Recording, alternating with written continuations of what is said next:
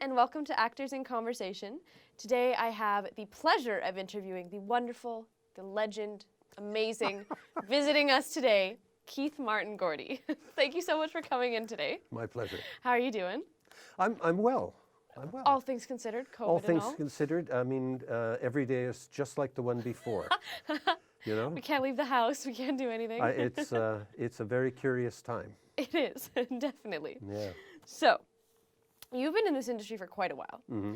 And I think my first question definitely is, what start did you have in the industry? How did you get into it? I was working in a mall, Sʰwməthkվəy Mall in Calgary, Alberta. Oh, we're from Calgary. Yes, and I wasn't in the fancy part of the store. I was working at Woodward's in the bargain basement, which wasn't in a basement, but We'll pretend. and there was international days in the mall. Mm-hmm. And on my father's side, we're Ukrainian. Okay. And they had a Ukrainian booth, and so I went, oh, okay, because I had been sort of removed from that culture for years. Mm-hmm. And I went there, and I was talking to people, and somebody said, there's a dance troupe starting up on Sunday evening, and I thought, oh, that might be interesting. So I took that down, and Sunday I showed up and thought, I'll try Ukrainian dance. Okay, I love it. And Monday I phoned in sick because I couldn't walk. It was just too much to... It's really physically demanding. I was a gymnast in high school and all that stuff, forget about it. This was really... This was next level. Yeah, but I got into it. I thoroughly enjoyed it. You know, when I remember playing at the Queen Elizabeth Theatre, 3,000 seats. Wow. Right, and because I had been a gymnast, I had that athletic stuff. You had the athletic stuff to do some of those Ukrainian dance moves that are incredibly athletic. Yeah, so I backflipped onto the stage and then started doing all the legs flying. And the whole audience stood up, and I went, oh, this is fun. I like this. And then I went to university, and I was in history and English. And very different. English? I had an amazing English teacher. She wasn't a full professor, Betty Belshaw.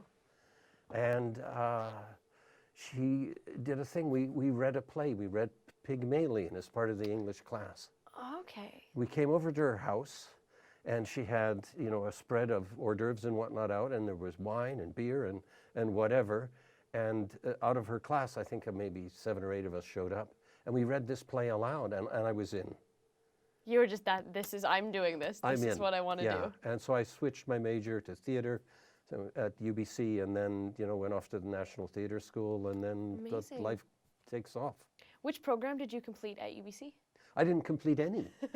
Like, I went there for a little bit. No, I went there, and then I thought, at that time, and it's different now, but at that time there was a limit to the amount of training you could get as an actor. Oh, okay.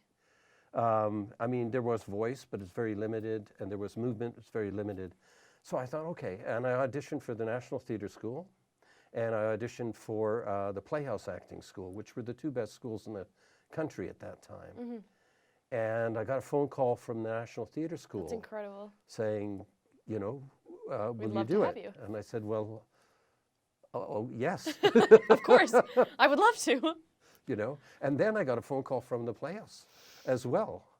But, big decisions. Yeah, what I'd never, you know, I don't think I'd ever been to Montreal. I thought, that, you know, it's just a chance to launch. To see it.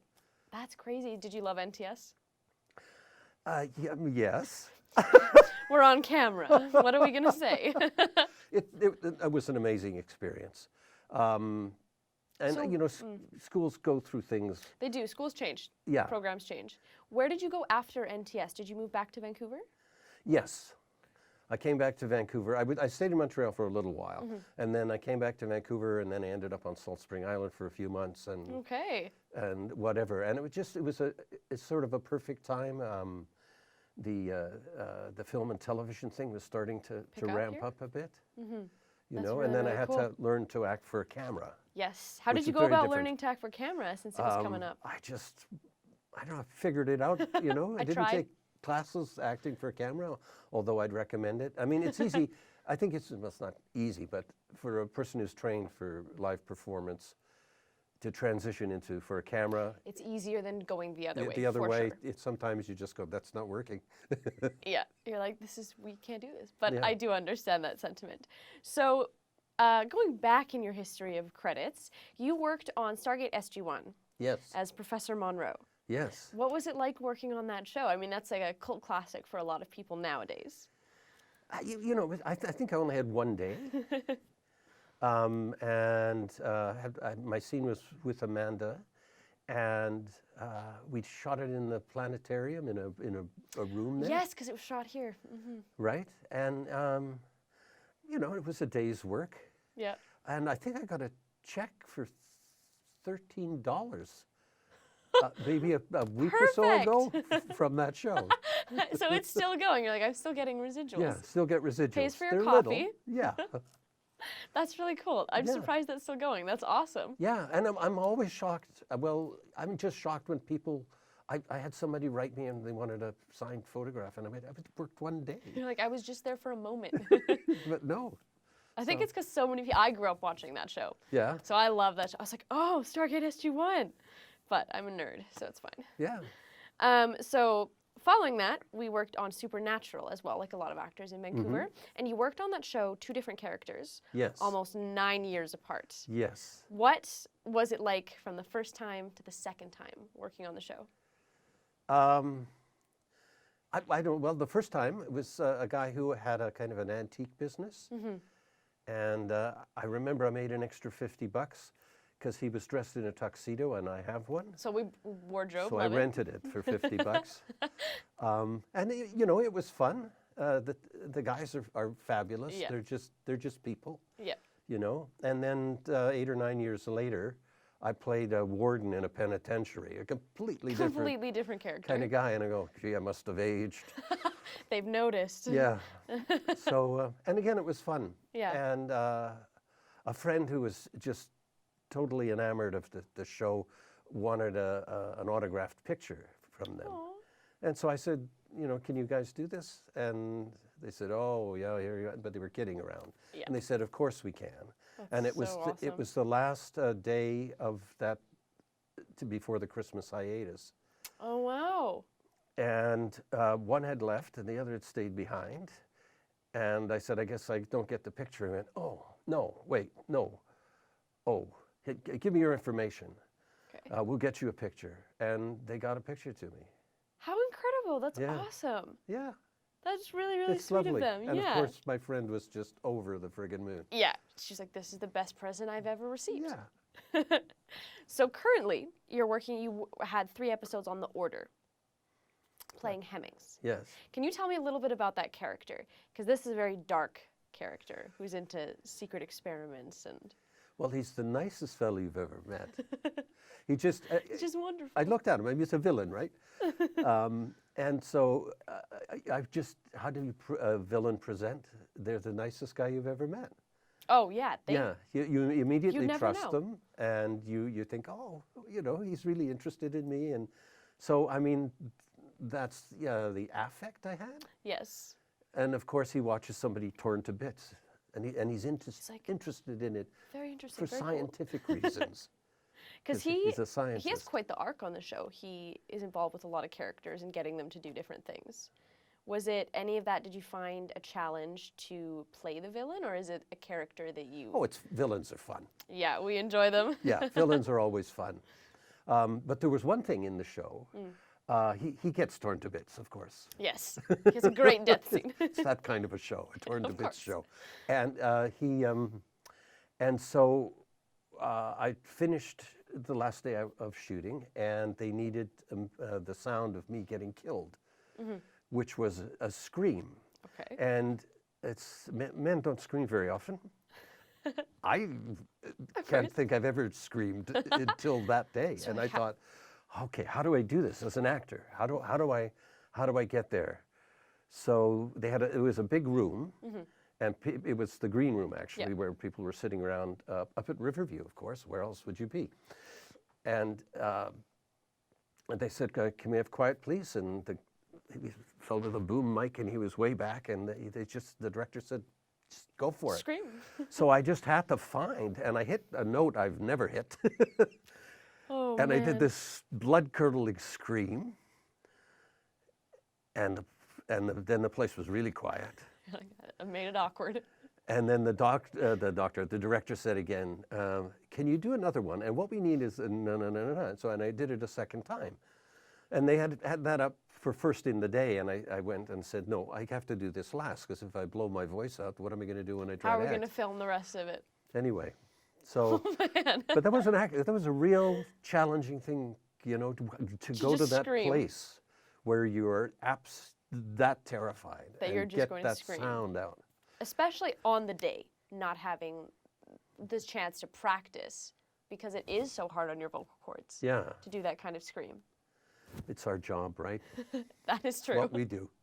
We show up and we do our job, even if it's screaming. Yeah. He's telling us that nice guys are serial killers. Clearly, Keith Oh, is a yes. serial killer, is what Yeah, you're telling me. I can explain it all to you over a cup of tea if you'd like. Perfect. Yes, I'm gonna die. That's what this is. So what you have done recently is been working as the head of the Union of British Columbia Performers. Yes. When did you start working for them? Well, it's an elected position. Yes, when you start working, I guess, as a member of UBCP. Oh, gosh, it's been, I don't know.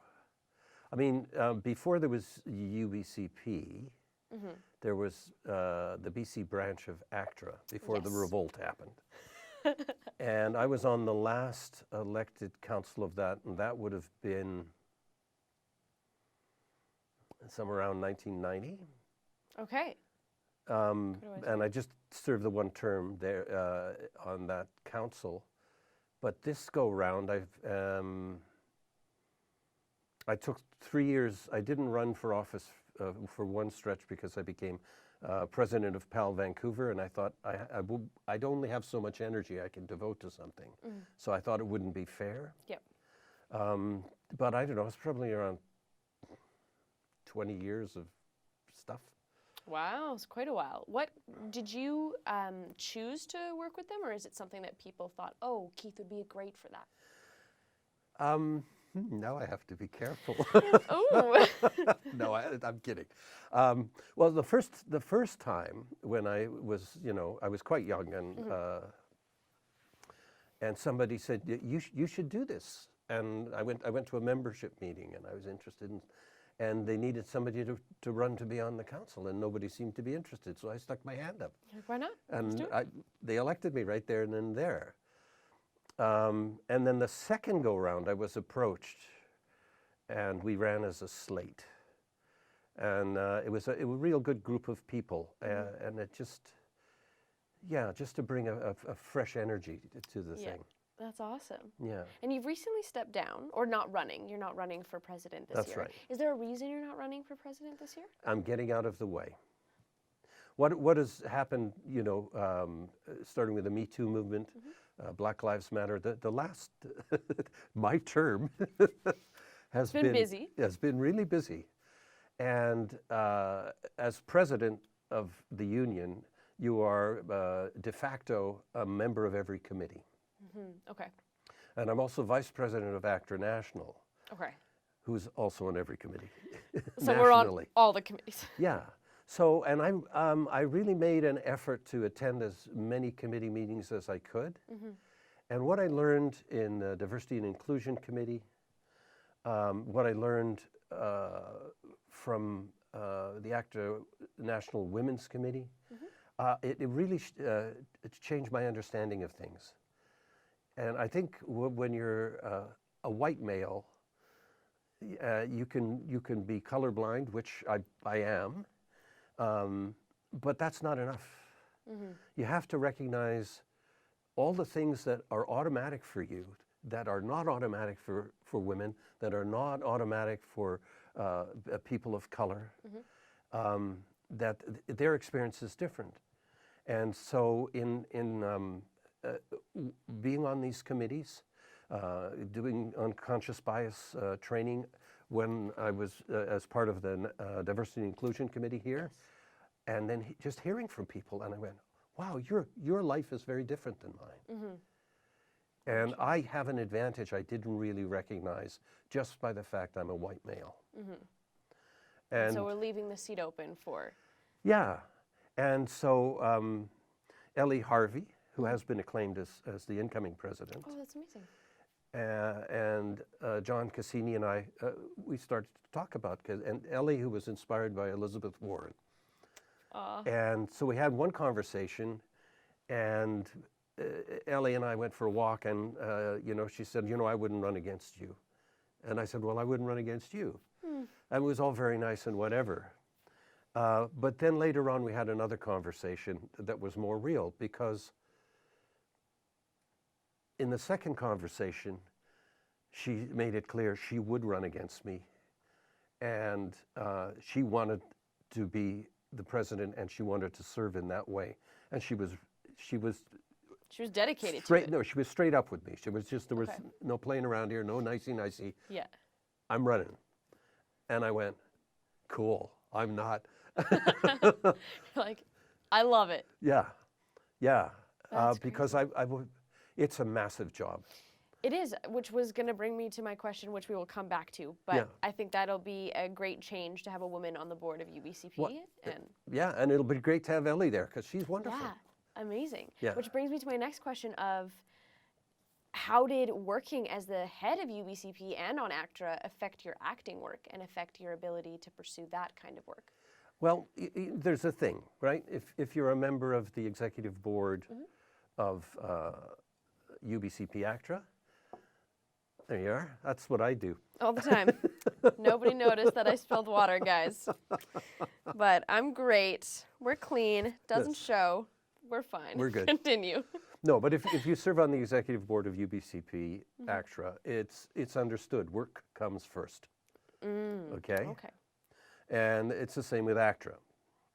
But when you're the president and you commit to being somewhere for something, and it may include traveling, like if you're on the negotiating committee, and I happen to be the chair of that, and you've committed to go to Los Angeles for a week, work can't come first. And so there have been a number of instances whether I couldn't audition for something because there was potential conflict. So I lost work. I know I did. Yeah. But why are you there, right? Why are you committing to do this? And you want to make a difference in the lives of performers. So then it does sometimes come first in that's your end goal. Yeah. Because there will always be the acting work there. We hope. Well, one hopes. we hope. We really hope. Yeah.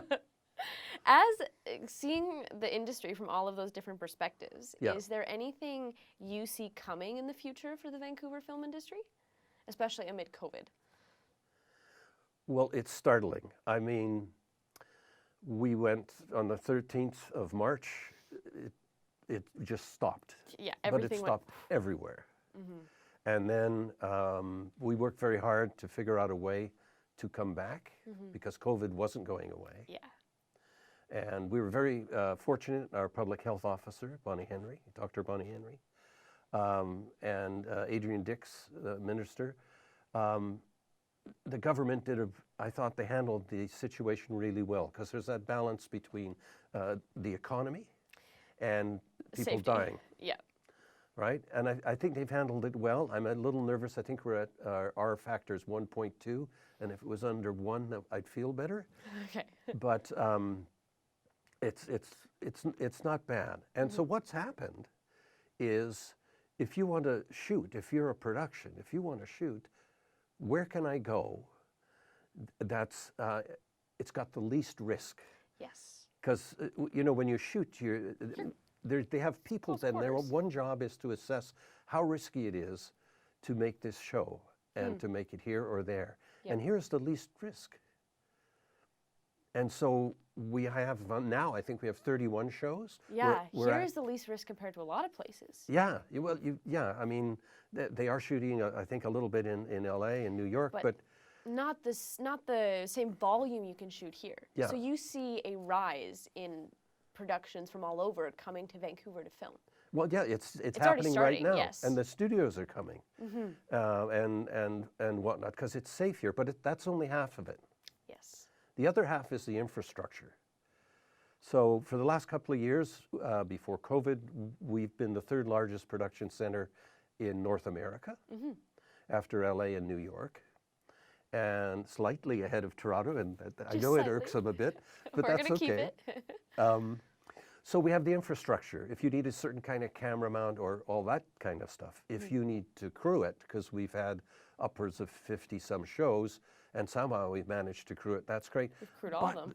we also have 7,500 members of UBCP ACTRA Yes.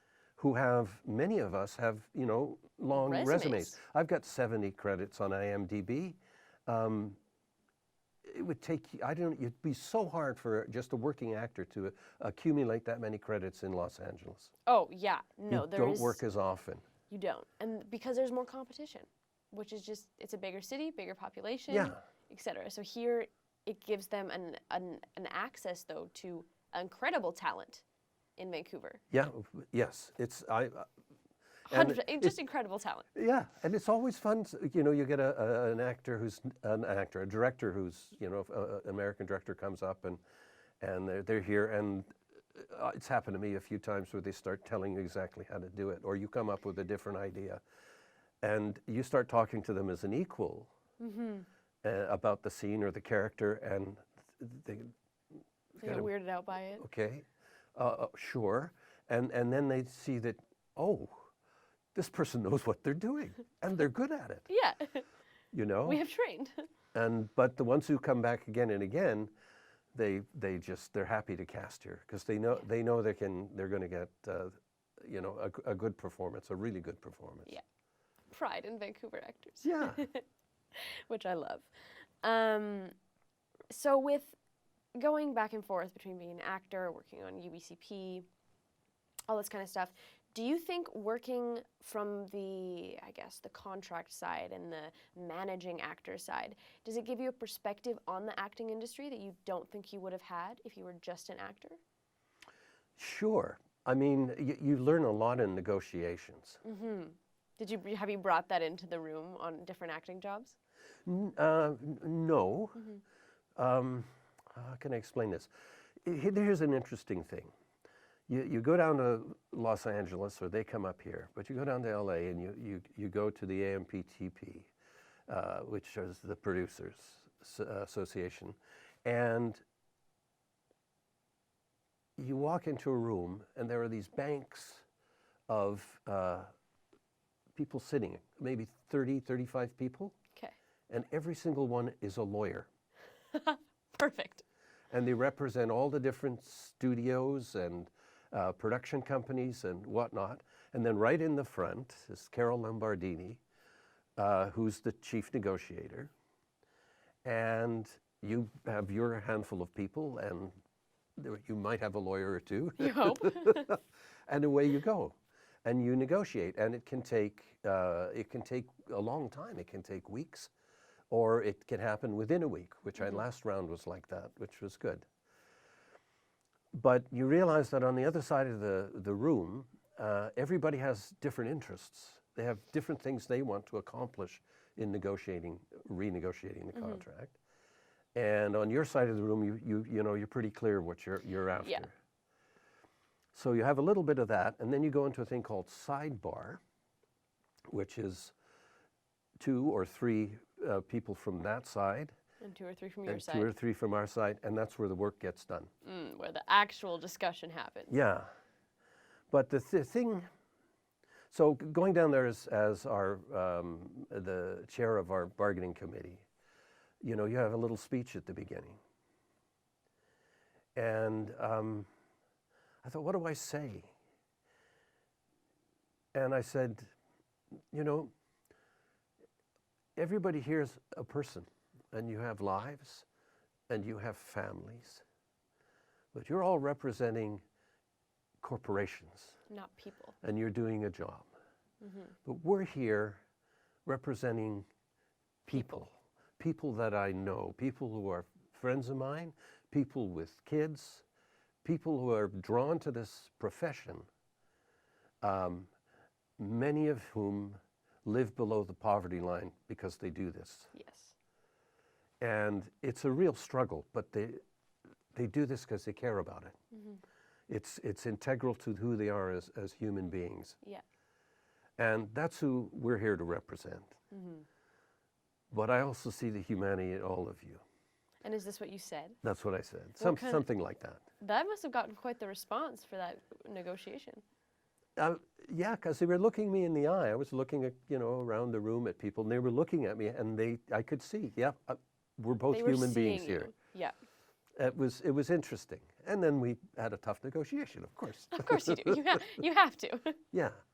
That's incredible. I think that gives you so much insight on the industry, being able to work from both sides. So that's incredible. Well, it's called show business, isn't it? That's true. The word business is in there. Do you think every actor should know a little bit about business and understand? Well, you have to. You have to. Yeah. I mean, I'm an old guy. But, this Instagram and Twitter, and I do Facebook, and all that sort of stuff. It's the business aspect of it. Because when they go to cast a role, and if it's a little larger role, down in the folks down in LA, they look at it and they go, okay, how many followers on Twitter or Instagram, and they follow those metrics. Now you may be the best actor for the role, but they're looking at those. But that's part of it, and it's a business, so you have to take care of that as well. Yes. And I don't, because I'm old and I'm okay. You don't really need I'm to. okay, and I do work, and I'm happy about that. So I guess on that vein, as my last question, do you have any word of advice for actors, in the middle of their career or starting their career here in Vancouver? Train. Train. I love it. Just train. Yeah. I've know your stuff. Yeah, but take courses, study. I've showed up on, been cast in shows that it'll be a pilot for some kind of thing, and there's these young people, and there's like 4 of them, and they're the stars, and they're all that kind of thing. And I make a point, if they'll talk to me, and usually they do. I've always made a point of, when we're between shots and want to sit down and chat with them a bit, and I ask them about their training. And what do you find? I find some of them are trained, and and they say, I'm doing this and I'm doing that, and others say, oh no. Never. And then the ones that aren't training, the ones that haven't had the training, they were cast because they were just right for that one role. But if they don't take advantage of that opportunity and build on it. There's only so much you can do in that one role. Yeah, and you never see them on TV again. Yeah, that is very, very true. And so that's, if you want advice, and it's a dangerous gift, even from the wise unto the wise, as Gandalf said, that's what I have. I'll take it. I think that's awesome. So we do finish the show with a set of 7 questions. Oh, here's the part where I can lie. Yes, you can lie now. Actually, well, the first question's about that. So these are a vein of questions. Mainly, actually, we use them. It's a good tool in revealing what people are like and how you think. So these will not be about acting. So you're a psychiatrist, aren't you? I am, yeah. Of course. I'm actually the serial killer. Well, you're very pleasant. Oh, thank you. So question 1. What's the biggest lie you've ever told? Oh, gosh. Nothing that'll get you arrested. People are watching. So that person, no. What's the biggest lie? Or the first one you can think of that was impactful. This is going to sound really silly. All right, let's do it. But I used to be a millwright. This is sort of going to answer your question. Okay. I used to work as a millwright, and you're fixing machinery or building machinery and all that, and they have these rooms with all these nuts and bolts and washers and things, and so if you needed something back home to fix your car or whatever, you just take it. Now it's theft. Okay, this makes sense. Okay. It's theft, isn't it? Yes. And I'd throw a couple of whatevers into my lunchbox or whatever, and one day I was thinking about this, and I went, "What does that say about me?" How much have I stolen? I'm a thief. So Unknowingly. I went and ferreted out everything I possibly could that I thought I had taken from there. And I took it all back and put it all back in the bins. And I said, my character has a much higher price than that. I'm clear. Take it. So, and then I lived in Point Roberts. Okay. And I crossed the border all the time. And I made a decision then, I will always tell the truth. So when they At the asked, border. have you ever committed a felony? I said, well, I can't incriminate myself. Yeah. So I haven't lied. You got to be good at it, right? Exactly. So to answer your question about my biggest lie, I really can't think of one. Probably I lied when I was a kid. I'll take this border crossing one, though. That sounds more exciting. Number 2. If you could know the absolute truth to one question, what question would you ask? Why is there war? Right off the bat, I like it. That is a good question. And I hope one day someone can answer that. Yeah, that's a big one. I mean, why is there war? Why does it happen? There, philosophers and people will line up to try and answer that question. Yeah. Number 3. What is one thing people do that pisses you off more than anything?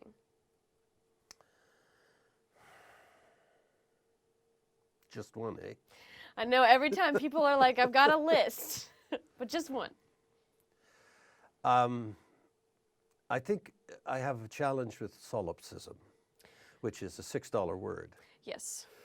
I might need a which definition. means it's based on sol, which is the sun, meaning you think you're the center of the universe. Okay, got it. We know a lot of people like that. Right. And you see it in traffic. Yeah. You know, the person who just goes and cuts in.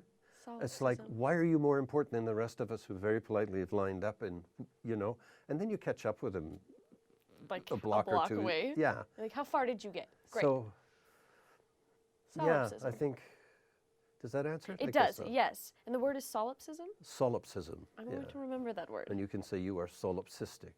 Solipsistic. Oh, we can use this in a sentence. Yes. All right. Thank you. You're not solipsistic. He doesn't know. Number 4.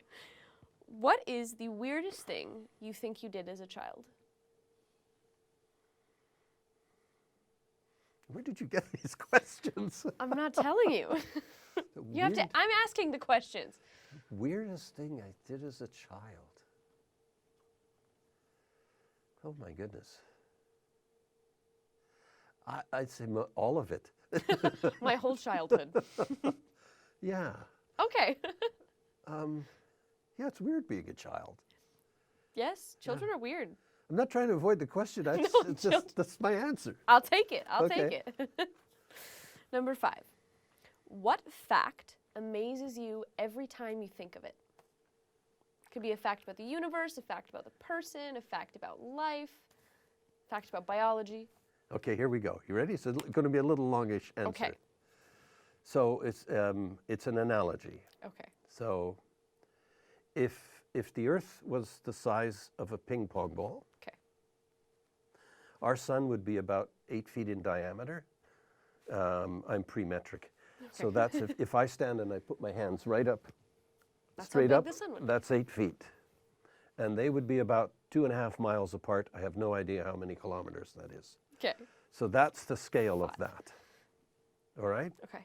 And then if you look in Orion, and as there's the 3 stars, and then you turn left and you go up. Okay. Okay, this is I'm thinking about 3 this. stars, Yep. go up, there's a star that's red. And Yes. it's the second largest object that you can see with the naked human eye from the surface of this planet. Cool. Okay? Okay. It's a red giant. Yes. It's really big. Okay. So if the Earth is the size of a ping pong ball, And the sun is 8 feet. 8 feet in diameter, How big is the red giant? yeah. So in that analogy, I tried to figure out a way to figure out the scale. Oh my God. How big do you think it is? Okay, let's go with, I don't know, if we've got 8 feet for the sun, let's go 50 feet for the red giant? It's as big as the planet you're sitting on. No. Yes. It Really? really If is. our sun is 8 feet, that red giant is the size of our planet. Yes. Oh, If you that's so superimpose it large. on the solar system, it goes out to the orbit of Jupiter. Oh my God. Yes. And it fluctuates in size by 'Cause, yeah, 'cause 30 it's- or 'cause eventually it'll- 40%. So that fact kind of impresses me. I learn new facts every time I So ask this question. what am I on this little thing Ping the pong size ball. of a ping pong? And this thing is the size of our planet. Yeah. We had a similar answer to this question, but I'm amazed every time by the facts people tell me, because I don't think about that, and now I am. I'm like, oh my God. Well, you just go out when it's a clear night, look to the south, you'll see the 3 stars, And I'll see the red which giant. is Orion, and then turn left on a right angle, and there you'll see one that's a little red. Oh my God. Okay, I'm going to look at this later. Number 6. If you were immortal / invincible, we've had trouble with the word immortal. If you were invincible for a day, what would you do? One day. No risk of death, no risk of injury. Oh, you see. Wow, the things I would do. I don't. Well, I mean, yeah. I don't know. I'd do anything different, really. Acceptable I answer. mean, I guess if there was a situation where somebody's life was at risk, of course you'd just leap in. But you might do that anyway. Yeah. So we kind of go about our days as we would. I think so. Okay, acceptable answer. I like that. All right. Number 7, last one, I promise. What did you think was cool when you were younger, but is not cool now?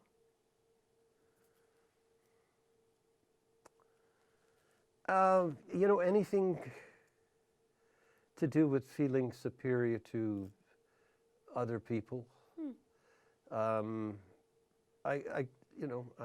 My childhood was in Alberta, and this is not a dig in Alberta. This is not a dig at Alberta. He's letting us know.